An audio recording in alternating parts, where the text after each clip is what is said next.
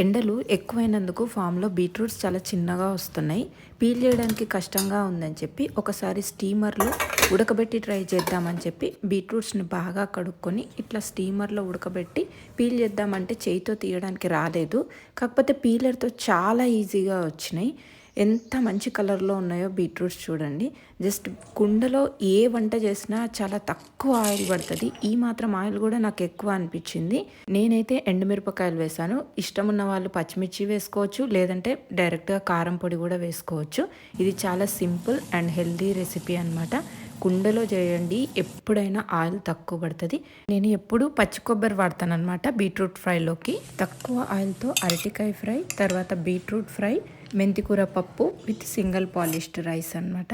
మెంతికూర పప్పు కూడా చాలా బాగుంటుంది. మెంతికూర పప్పుతో పాటు ఇలా సైడ్ డిష్కి బీట్రూట్ కానీ అరటికాయ ఫ్రై కానీ చాలా బాగుంటుంది.